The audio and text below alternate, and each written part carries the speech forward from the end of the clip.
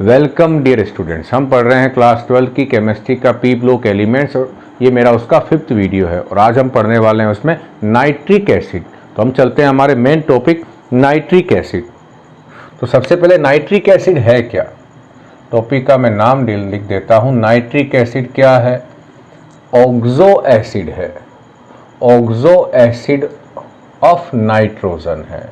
अब ये oxo acid क्या होते हैं? जनरली यदि किसी एलिमेंट के साथ डबल बॉन्ड करके O और एक OH बॉन्डेड होता है तो उसे कहते हैं उस एलिमेंट का ऑक्सो एसिड। इसका मीनिंग हो जाता है ऑक्सो, इसका मीनिंग हो जाता है एसिड, क्योंकि यहाँ से हाइड्रोजन आयन बाहर निकल जाता है। कई बार ऐसा होता है कि इन दोनों में से एक कंडीशन ही होती हो, लेकिन मैक्सिमम ऑक्सो एसिड में क्या होगा, ये दोनों कंडीशंस होगी। और ये दोनों किसके ऑक्सो एसिड है? इसके हैं। इस तरह से फॉस्फोरस, सल्फर, कार्बन, नाइट्रोजन के अलावा बहुत सारों के और ऑक्सो एसिड होते हैं। अब नाइट्रोजन के कितने ऑक्सो एसिड हैं? नाइट्रोजन के 3 ऑक्सो एसिड हैं। फर्स्ट का नाम है hypo nitrous acid. Hyponitrous acid, इसका जो फॉर्मूला है H2N2O2 है। इसमें क्या है? इसमें डबल बॉन्ड N करके 2 N जुड़े हुए हैं और एक यहाँ पर OH है और एक यहाँ पर OH है। अब इसमें क्या है? डबल बॉन्ड O वाली कंडीशंस नहीं है। ये हाइपोनाइट्रस एसिड है। सेकंड हमारे पास कौन सा है? सेकंड है हमारे पास नाइट्रस एसिड। नाइट्रस एसिड, उसका फॉर्मूला है HONO। इसकी स्ट्रक्चर्स क्या होगी? N डबल बॉन्ड O, इधर एक सिंगल बॉन्ड और एक H। यहाँ पर क्या है? एक लोन पेयर है बच्चों। ये है नाइट्रस एसिड। थर्ड हमारे पास कौन है? थर्ड है नाइट्रिक एसिड। नाइट्रिक एसिड, ध्यान रखना यहाँ नाइट्रोजन के ऊपर लोन पेयर है। बहुत बार क्वेश्चन आता है कि नाइट्रोजन का वो ऑक्सो एसिड कौन सा है जिसमें नाइट्रोजन के ऊपर लोन पेयर है, तो वो है नाइट्रस एसिड। अब नाइट्रिक एसिड क्या है? HONO2। इसको कैसे लिख दें? डबल बॉन्ड हो, एक डेटिव बॉन्ड हो और एक OH। यहाँ इस नाइट्रोजन पे लोन पेयर नहीं है, यहाँ दोनों नाइट्रोजन पे लोन पेयर है। तो हमें मालूम होना चाहिए कौन से नाइट्रोजन पे लोन पेयर है और कौन से पे नहीं है। हम इस नाइट्रिक एसिड को जनरली HNO3 के फॉर्म में मेंशन करते हैं। अब इन दोनों नाइट्रिक एसिड के आगे लगा दो पर, तो इसका नाम क्या हो जाएगा? पर नाइट्रस एसिड। इसका नाम पर नाइट्रिक एसिड, और पर लगने का मतलब है वो एक O एक्स्ट्रा है। तो कहाँ लगा दें? नाइट्रस एसिड में ये O कहाँ लगा दें? ये O आप कहाँ लगा दें? ये O आप लगा दें, कहाँ गया? रेड बॉल पेन, ये रहा रेड मार्कर, ये रहा, यहाँ लगा दें और इसमें यहाँ लगा दें, यहाँ पर। तो इनका नाम क्या हो जाएगा? यदि एक O यहाँ लगा देता हूँ तो फॉर्मूला हो जाएगा HNO4, नाम हो जाएगा पर नाइट्रिक एसिड। एक O यहाँ लगा देता हूँ तो नाम हो जाएगा पर नाइट्रस एसिड। ये पर नाइट्रिक एसिड और ये पर नाइट्रस एसिड, इसका फॉर्मूला हो जाएगा HONO2 या HNO3। नाम फॉर्मूला HNO3 के जैसा हो जाएगा, लेकिन नाम क्या है इसका? पर नाइट्रस एसिड होगा। अब हमारे सिलेबस में कौन सा है? नाइट्रिक एसिड है। तो हम नाइट्रिक एसिड पे चलते हैं जो हमारे सिलेबस में है। नाइट्रिक एसिड में हमारे पास कौन है? HNO3 है। तो हम HNO3 की केमिस्ट्री पढ़ते हैं बच्चों।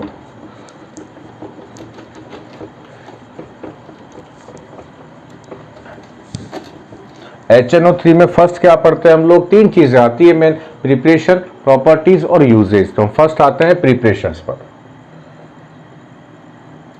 प्रिपरेशन में 2 मेथड है।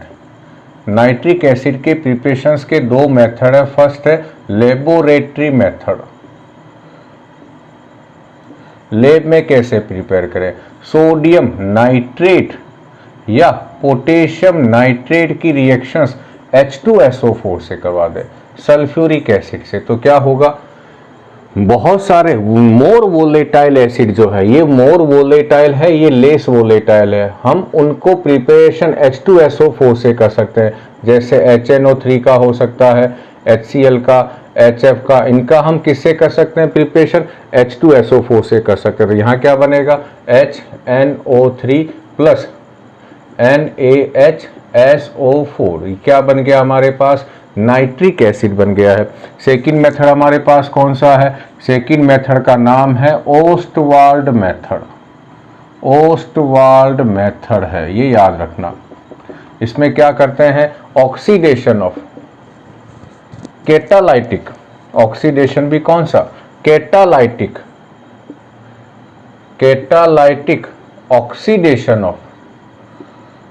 ऑफ अमोनिया किससे होगा, by atmospheric air, by atmospheric oxygen.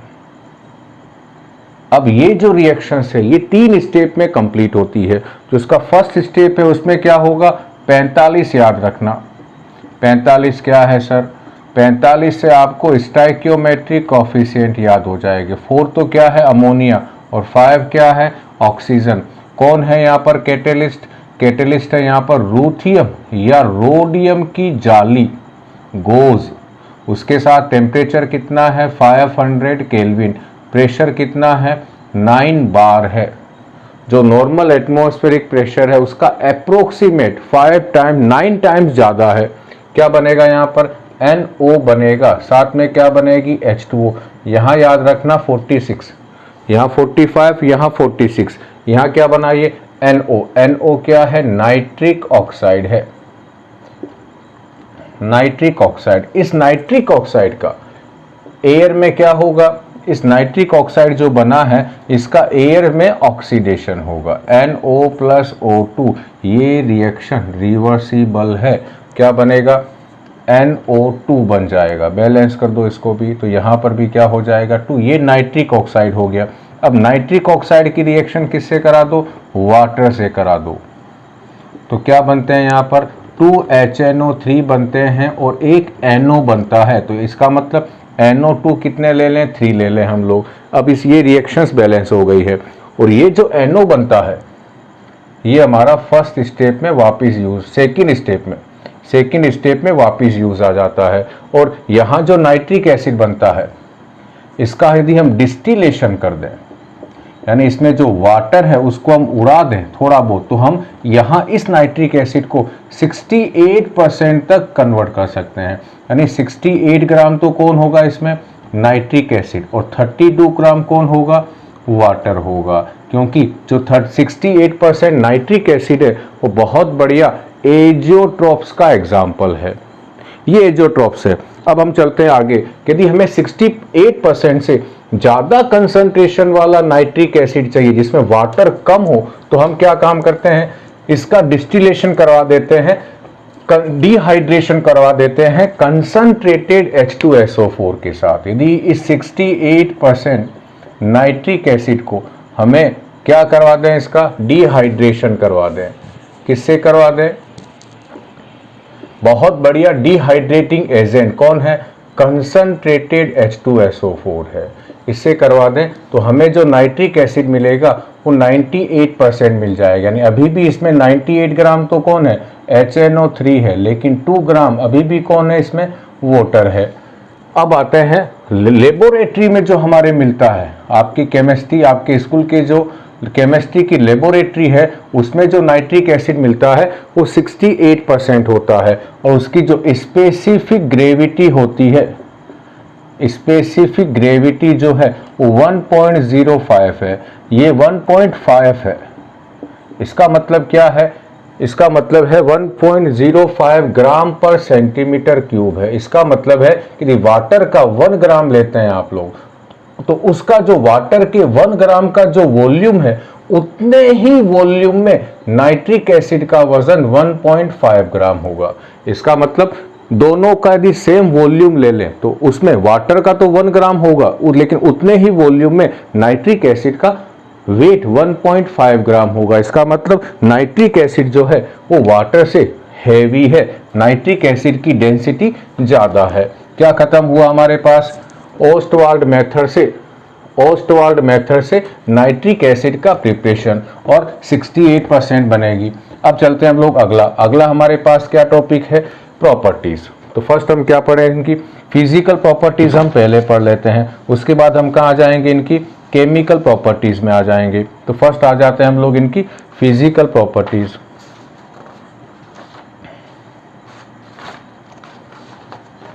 Physical properties, अगला हमारे पास टॉपिक है physical properties. Physical properties, physical properties में क्या है, नंबर फर्स्ट, जो प्योर नाइट्रिक एसिड है, प्योर नाइट्रिक एसिड है वो लिक्विड है और कैसा है, कलरलेस है, इसका कोई कलर नहीं होता है। सेकंड है कि यदि इसी नाइट्रिक एसिड के अंदर HNO3 के अंदर क्या हो जाए, NO2 मिल जाए, तो इसका कलर कैसा हो जाता है, इसका कलर येलो हो जाता है, लाइट येलो हो जाता है, और इसे हम क्या कहते हैं, फ्यूमिक, फ्यूमिक नाइट्रिक एसिड, इसका नाम है फ्यूमिक नाइट्रिक एसिड। दो हो गया हमारे पास। सेकंड हम पहले ही पढ़ चुके हैं इसकी प्रॉपर्टी कि इसका जो हमारी लेबोरेटरी में जो यूज़ आता है, लेबोरेटरी में जो यूज़ आता है उसमें 68% नाइट्रिक एसिड है। इसका मतलब 32 ग्राम अभी भी कौन है अंदर, वाटर है, और 68 ग्राम कौन है, नाइट्रिक एसिड है। सेकंड हम पढ़ चुके हैं कि इसकी स्पेसिफिक ग्रेविटी 1.5 है। अब हम आते हैं थर्ड हमारे पास क्या है, नाइट्रिक एसिड है, इसकी जो गैस में स्ट्रक्चर है वो कैसी है, प्लेनर है। प्लेनर का मतलब है कि जो सारे एटम्स हैं वो एक ही प्लेन में है, और है कैसी, इस तरह की है, HONO और O। अब यहाँ कुछ पैरामीटर्स हमें याद रखने हैं। इस OH बॉन्ड की जो बॉन्ड लेंथ है वो है 96 पिकोमीटर, इस बॉन्ड की लेंथ 140.6 पिकोमीटर, इस बॉन्ड की लेंथ है 121 पिकोमीटर। तो आप देखोगे इन सारे बॉन्ड्स की, इन दोनों बॉन्ड की सेम है, और यहाँ बॉन्ड एंगल है, यहाँ बॉन्ड एंगल है 102 डिग्री और यहाँ है 130 डिग्री। ये सारे पैरामीटर्स बच्चों आपको याद रखने हैं। यहाँ ध्यान क्या रखना है, इन दोनों बॉन्ड की बॉन्ड लेंथ सेम है क्योंकि इनमें रेजोनेंस होगा। यहाँ नहीं हो रहा है क्योंकि इससे H जुड़ा हुआ है। जो ही ये H बाहर निकल जाएगा यहाँ ये नाइट्रेट आयन में चेंज हो जाएगा। उसकी स्ट्रक्चर ऐसी होगी, डबल बॉन्ड, डेटिव बॉन्ड और एक यहाँ O, एक यहाँ O और इस पे नेगेटिव है। यहाँ भी एक डेटिव बॉन्ड है या यहाँ बना दो, एक डबल बॉन्ड, लेकिन इनके बीच रेजोनेंस हो रहा है। अब यहाँ भी रेजोनेंस होगा और इस बॉन्ड की bond length 127 point something picometre हो जाएगी, और ये तीनों बॉन्ड की सेम होगी। ये क्योंकि अब ये रेजोनेंस इन तीनों में होगा, तो नाइट्रेट आयन में जो NO बॉन्ड है वो इन बॉन्ड के कंपैरिजन में तो यहाँ कितनी थी 121, यहाँ ज़्यादा हो गई है, और इस बॉन्ड के कंपैरिजन में ये बॉन्ड लेंथ कम हो गई है।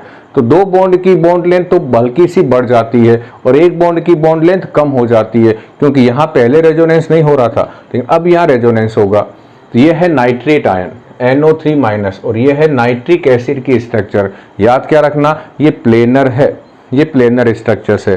क्या खत्म हुई, नाइट्रिक एसिड की फिजिकल प्रॉपर्टीज, और इसकी थोड़ी सी लेंदी क्या है, केमिकल प्रॉपर्टीज है। हम चलते हैं नाइट्रिक एसिड की अब केमिकल प्रॉपर्टीज में। तो केमिकल प्रॉपर्टीज में फर्स्ट क्या आती है कि नाइट्रिक एसिड बहुत बढ़िया एसिड है। नाइट्रिक एसिड एक स्ट्रॉन्ग एसिड है, और क्यों है, क्योंकि ये 100% डिसोसिएट होता है।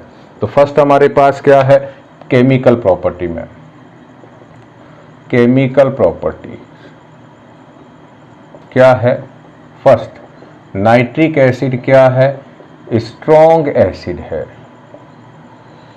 क्यों है, 100% डिसोसिएशन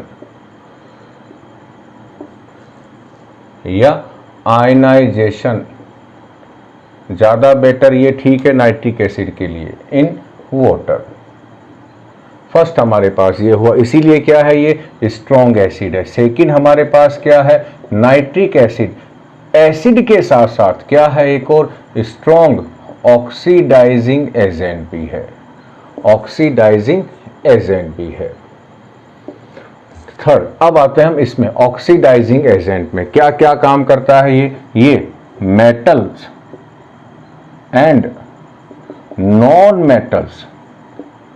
दोनों का क्या कर सकता है, ऑक्सीडेशन कर सकता है। ऑक्सीडेशन किनका कर सकता है, मेटल्स एंड नॉन मेटल्स दोनों का ऑक्सीडेशन कर सकता है। फर्स्ट आते हैं हम मेटल्स में। तो मेटल्स का जब ऑक्सीडेशन करेगा तो जो प्रोडक्ट बनते हैं वो किस पे डिपेंड करते हैं, product of oxidation of metals. ये ध्यान रखना, depends on first nature of metal. आप जिस मेटल की नाइट्रिक एसिड के साथ रिएक्शंस करा रहे हैं वो है कौन सी, तो नेचर ऑफ मेटल। सेकंड हमारे पास क्या है, टेम्परेचर और थर्ड क्या है, नेचर ऑफ, यानी टेम्परेचर हॉट है या कोल्ड है, यानी कूल कंडीशंस है या हॉट कंडीशन है। थर्ड है नेचर ऑफ नाइट्रिक एसिड, इसका मतलब है कि वो डाइल्यूट है या कंसंट्रेट है। इन तीनों के ऊपर क्या डिपेंड करता है, प्रोडक्ट कौन बनेगा। कौन कौन से प्रोडक्ट बन सकते हैं, बहुत बार अमोनियम नाइट्रेट बनता है, अमोनियम नाइट्राइट, कभी कभी अमोनियम। इसके अलावा और क्या बन सकते हैं, नाइट्रस ऑक्साइड भी बन सकता है, नाइट्रिक ऑक्साइड भी बन सकता है, नाइट्रोजन डाइऑक्साइड भी बन सकता है, ये सारे बन सकते हैं। ये जनरली कब बनता है, जब हम hot and concentrated nitric acid की रिएक्शंस करवाते हैं तो जनरली NO2 बनता है। बाकी तीनों किस पे डिपेंड करेगा, डाइल्यूट है या वेरी डाइल्यूट है, वो सारे उस पे है डिपेंड करेंगे प्रोडक्ट्स कौन कौन से बनेंगे। तो ये तीन हमारे पास मेन पॉइंट है जिन पे डिपेंड करेगा प्रोडक्ट्स क्या क्या बनेंगे। ये तो बनेंगे ही बनेंगे, इसके अलावा सब में क्या बनेगा, वाटर बनेगा और सोल्ट बनेगा। तो ये सब में कॉमन है, ये सब में कॉमन है। ये जो तीन है, ये जो चार है, थर्ड नंबर जो प्रोडक्ट है वो किस में बनेंगे, वो डिपेंड इन फैक्टर्स पे करता है। जैसे मैं एग्जांपल लेता हूं, कॉपर की रिएक्शंस करा दो किससे, नाइट्रिक एसिड से। कौन सा नाइट्रिक एसिड ले लें, पहले हम लोग कंसंट्रेटेड एंड हॉट ले लें। तो क्या है, एक तो क्या बनेगा, कॉपर नाइट्रेट। ध्यान रखना यहाँ कॉपर की जो रिएक्टिविटी है वो हाइड्रोजन से कम है, लेकिन फिर भी ये किससे रिएक्शंस कर रहा है, नाइट्रिक एसिड से। क्या बनेगा, कंसंट्रेट लिया है तो NO2 बनेगा, प्लस क्या बनेगा, एक वाटर। तो यहाँ रिएक्शंस क्यों हुई, कॉपर तो रिएक्टिविटी सीरीज में नीचे आता है, फिर भी नाइट्रिक एसिड के साथ रिएक्शंस क्यों हो गई, क्योंकि यहाँ नाइट्रिक एसिड की तरह काम नहीं कर रहा है, ऑक्सीडाइजिंग एजेंट की तरह काम कर रहा है, तभी तो इसका खुद का रिडक्शन हुआ है। N पे चार्ज क्या है यहाँ पर, +5, यहाँ N पे चार्ज क्या है, +4। तो +5 से +4 होने का मतलब क्या हुआ, नाइट्रिक एसिड के नाइट्रोजन का रिडक्शन हो गया है। सेकंड एग्जांपल लेते हैं जिंक में, जिंक प्लस नाइट्रिक एसिड, ये भी कैसा है, कंसंट्रेटेड एंड हॉट है, तो सेम प्रोडक्ट बनेंगे, कोई चेंजेस नहीं है। कंसंट्रेटेड है तो NO2 ही बनेगा। तो यहाँ एग्जांपल लेते हैं, क्या बनेगा यहाँ पर, zinc nitrate plus NO2 plus H2। अब आते हैं डाइल्यूट वाली कंडीशंस में। तो सबसे पहले मैं इन्हीं दो की करा रहा हूं, कॉपर प्लस HNO3। ये कैसा है, डाइल्यूट है और कूल है, ठंडा है। उस कंडीशन में क्या होगा, कॉपर के केस में ये तो बनेगा बनेगा कॉपर नाइट्रेट, ये तो सब में बनेगा, प्लस H2O भी सब में बनेगा। यहां बनता है नाइट्रिक ऑक्साइड। और Zn के केस में क्या है, कौन सा नाइट्रिक एसिड ले लें हम लोग, डाइल्यूट और कूल या कोल्ड। उस कंडीशन में क्या बनेगा, जिंक नाइट्रेट तो है ही है हमारे पास, प्लस यहाँ N2O बनेगा प्लस वाटर। ये ध्यान रखना, इसका नाम क्या है, इसका नाम है नाइट्रस ऑक्साइड, और ये क्या है, लाफिंग गैस है, ये लाफिंग गैस है। ध्यान रखना इस नाइट्रस ऑक्साइड को। अब चलते हैं, हमारे पास क्या हो गई, मेटल की रिएक्शंस हो गई है नाइट्रिक एसिड से, बहुत सारी रिएक्शंस है। दो मेटल ऐसे भी हैं जो ये चारों में से कुछ भी नहीं बनाते, वो ना तो N2O बनाएंगे, ना NO, ना NO2, ना NH4 NO2, वो केवल हाइड्रोजन गैस बनाते हैं। और वो कौन कौन से हैं, वो हमारे 10th क्लास में भी थे, वो हैं मैग्नीज और मैग्नीशियम। इनकी रिएक्शंस किससे करवा दें, नाइट्रिक एसिड से। तो ये सिंपल सी रिएक्शंस करते हैं। कौन से नाइट्रिक एसिड है, ये डाइल्यूट नाइट्रिक एसिड है। तो यहाँ क्या बनेगा, एक तो MnNO3 का whole twice plus H2 gas, और यहाँ क्या बनेगा MgNO3 का whole twice plus H2 gas. तो यहाँ हाइड्रोजन ही बनता है। यहाँ ये है वेरी डाइल्यूट सॉल्यूशन है, तो वेरी डाइल्यूट नाइट्रिक एसिड है यहाँ पर। तो यहाँ पर बिल्कुल वैसे ही रिएक्शंस होती है जैसे एसिड के साथ रिएक्शंस हो रही है। यहाँ नाइट्रिक एसिड अपना ऑक्सीडाइजिंग बिहेवियर शो नहीं कर पाता है। ये तो क्या हो गई, मेटल की नाइट्रिक एसिड के साथ रिएक्शंस। अब दो मेटल और ऐसी है जो एक बार तो रिएक्शंस कर लेती है, फिर कहती है अब हम रिएक्शंस नहीं करेंगे चाहे कुछ भी हो जाए। और वो दो मेटल कौन कौन सी है, वो है chromium and aluminium. Chromium and aluminium, इनके साथ क्या प्रॉब्लम है, ये मान लो एल्यूमिनियम है, एल्यूमिनियम का एक रिबन ले लिया, जो ही ये नाइट्रिक एसिड के कांटेक्ट में आएगा एक बार तो रिएक्शंस होगी, और इस एल्यूमिनियम की जो सरफेस का जो एल्यूमिनियम है, ये एल्यूमिनियम ऑक्साइड में चेंज हो जाएगा। यदि यहाँ क्रोमियम होता तो वो क्रोमियम ऑक्साइड में चेंज हो जाता, और ये जो लेयर बनती, ये लेयर इस एल्यूमिनियम के सरफेस पे रहती। और ये लेयर कैसी है, ये पैसिव लेयर है। पैसिव लेयर है। पैसिव का मतलब क्या है कि ये जो है ये नॉन रिएक्टिव लेयर है, नॉन रिएक्टिव लेयर है। और ये नॉन रिएक्टिव होने से क्या होगा कि अब जो नाइट्रिक एसिड है वो एल्यूमिनियम ऑक्साइड से रिएक्शंस नहीं करेगा, और अंदर का जो एल्यूमिनियम है इस ऊपर की सरफेस का, वो भी इस नाइट्रिक एसिड के कांटेक्ट में नहीं आएगा। तो ये कहाँ कहाँ होगा, क्रोमियम में होगा और एल्यूमिनियम में। तो याद क्या रखना है, एल्यूमिनियम और क्रोमियम के ऊपर क्या आ जाती है, इनके ऑक्साइड की पैसिव लेयर आ जाती है, जिससे ये जो दो मेटल हैं ये नाइट्रिक एसिड के साथ रिएक्शंस इसके बाद नहीं करेंगे। यानी या सिंपल मान लें कि नाइट्रिक एसिड के साथ ये रिएक्शंस नहीं करते हैं। क्या खत्म हो गई, नाइट्रिक एसिड की मेटल के साथ रिएक्शंस।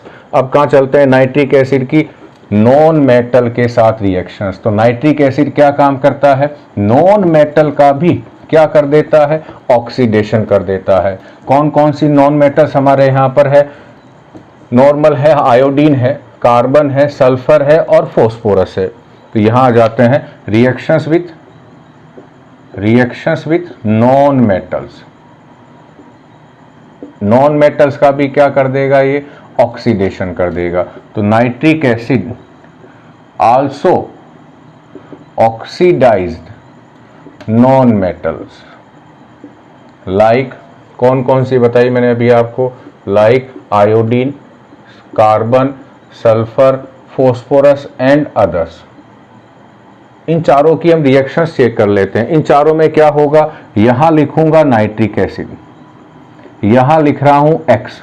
एक्स में कौन है, एक्स बराबर इन चारों में से कोई एक होगा। आई हो सकता है, सी हो सकता है, एस हो सकता है और फॉस्फोरस हो सकता है। क्या क्या बनेगा इधर, इधर जो चीज कॉमन बनने वाली है वो उसको मैं मेंशन कर देता हूं। एक तो बनेगा वाई, एक बनेगा NO2 सब में, और एक बनेगा वाटर। ये हमारे पास बनने वाले, यानी सब में कॉमन क्या बनेगा, यहाँ पर NO2 सब में कॉमन होगा। तो हम चलते हैं यहाँ कौन कौन सी रिएक्शंस है। फर्स्ट आते हैं हम लोग x बराबर, यहाँ मैं x लिखूंगा और मैं केवल y लिखूंगा। x बराबर I होता तो बनता आयोडिक एसिड HiO3। x बराबर कार्बन होता तो बनती CO2। H बराबर S होता तो बनता सल्फेट आयन। सल्फेट को हम यहाँ H2SO4 भी लिख सकते हैं। और यदि P होता तो बनता फोस्फेट आयन, हम इसको यहाँ फोस्फोरिक एसिड PS3PO4 भी लिख सकते हैं। तो फिर बच्चों एक और चीज़ देखना, सल्फर है तो हम सल्फेट बनेगा यानी सल्फ्यूरिक एसिड बनेगा। तो हम नाइट्रिक एसिड के साथ नाइट्रिक एसिड से सल्फ्यूरिक एसिड भी बना सकते हैं, और सल्फ्यूरिक एसिड से नाइट्रिक एसिड का भी प्रिपरेशन हो सकता है। ये बनेंगे साथ में, सब में कॉमन ये रहेंगे। सब में ये चीज़ तो कॉमन है, लेकिन ये क्या है, ये ऑक्सीडाइज होने के बाद बनने वाले प्रोडक्ट्स हैं। तो क्या काम करता है, nitric acid in non metals का भी क्या कर देता है, ऑक्सीडेशन कर देता है। नाइट्रिक एसिड की इसके अलावा बहुत सारी रिएक्शंस है, वो हम नहीं पढ़ते हैं, हम मेन वही पढ़ रहे हैं जो हमारे 12th क्लास के सिलेबस में है। अब चलते हैं, नाइट्रिक एसिड की रिएक्शंस मेरे हिसाब से खत्म हो गई है।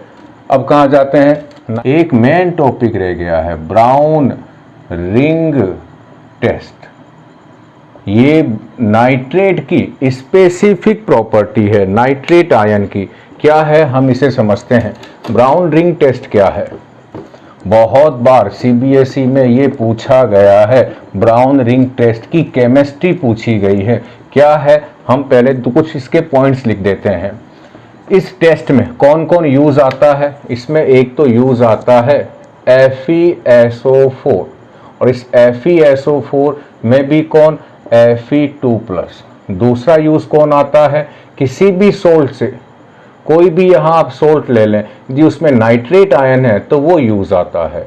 इसमें ये जो FeSO4 लेते हैं, ये कैसा लेते हैं हम लोग, इसका सेचुरेटेड सॉल्यूशन लेते हैं। क्यों लेते हैं सेचुरेटेड, क्योंकि इसमें Fe2+ आयंस हमें ज़्यादा चाहिए। अब आते हैं क्या होता है इसमें।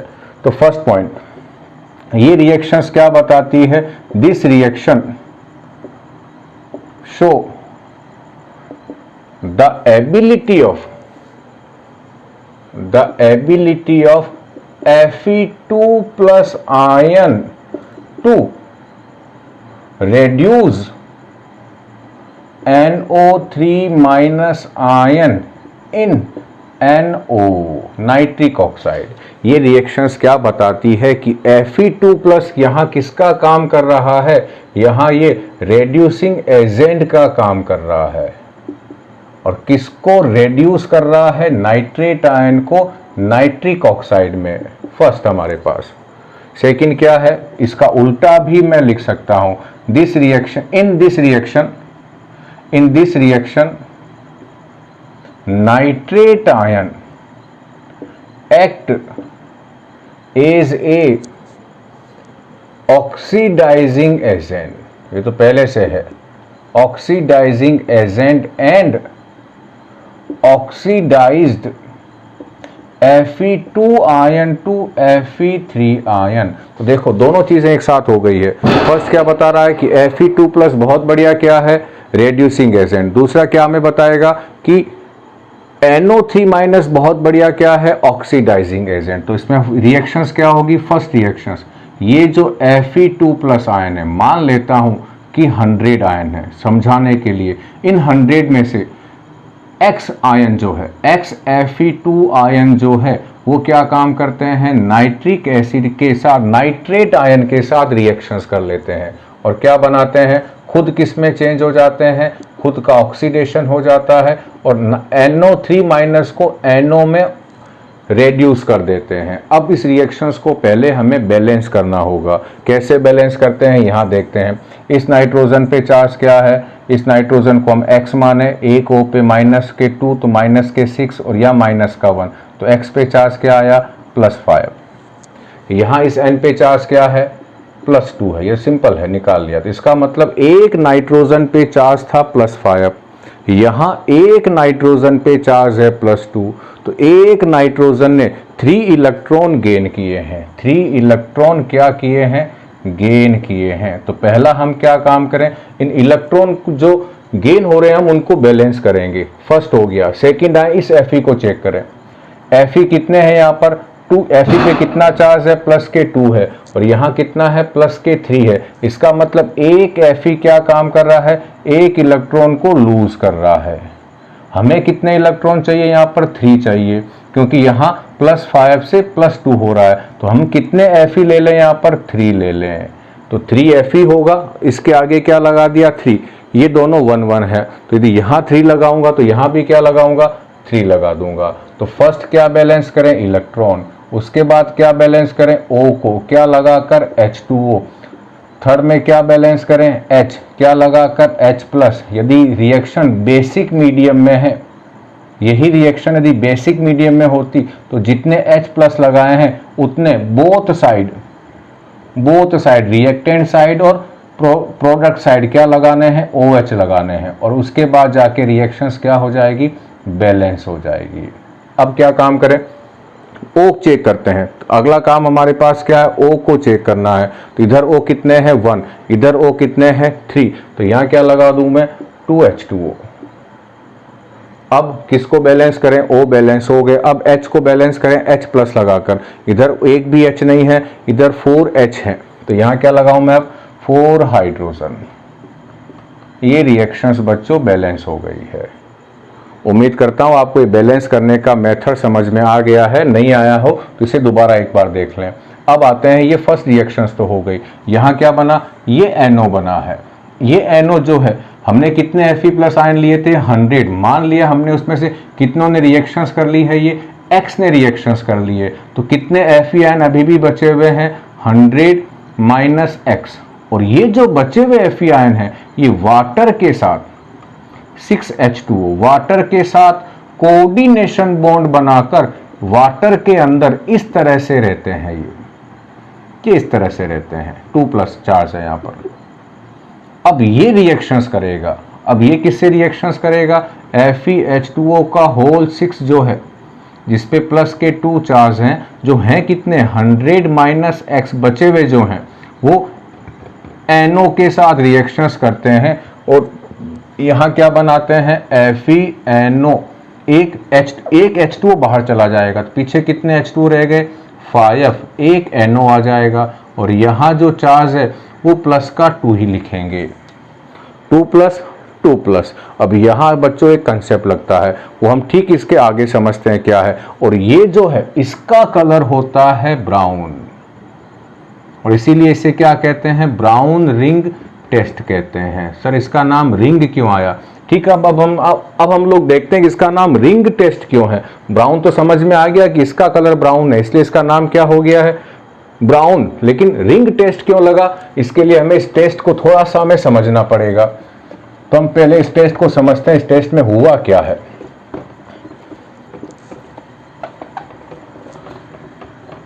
इस टेस्ट में हमने कैसे किया होगा, यदि हम इसे लैब में करते तो एक टेस्ट ट्यूब लेते, टेस्ट ट्यूब में सबसे पहले क्या ले लेते, एक्वस